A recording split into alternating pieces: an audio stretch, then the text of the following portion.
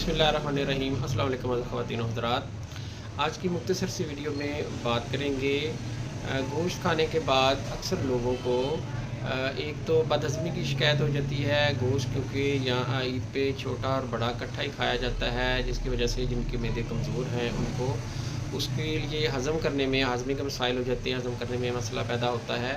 तो इसके लिए आपको एक तो कबाब बताएँगे, वो इस्तेमाल करें। दूसरा इसमें ये होता है कि बाज़ लोगों को जो मसूड़े हैं वो फूल जाते हैं इस ईद पर।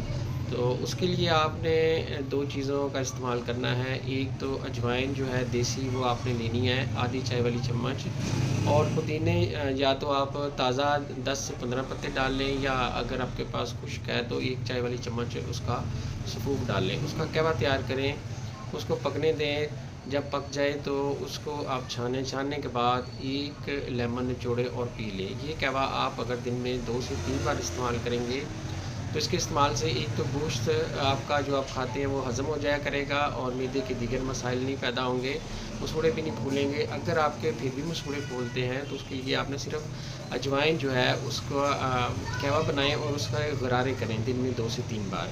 उससे मसूड़े आपके फूलना बंद हो जाएंगे, ठीक हो जाएंगे और आपके मैदे के मसाइल भी हल हो जाएंगे। तो बेहतर है ये दोनों चीज़ें आप एक साथ करें ताकि कोई भी मसला पैदा ना हो। दूसरा, इसको जब भी आप गोश्त या कोई भी खाना खाते हैं उसको चबा कर खाएँ और खाना खाने के बाद पानी ना पिएँ, वक्फ़ा दें। जब हाज़मा बेहतर हो जाए खाना खाने के 1-2 घंटे बाद फिर आप पानी लें।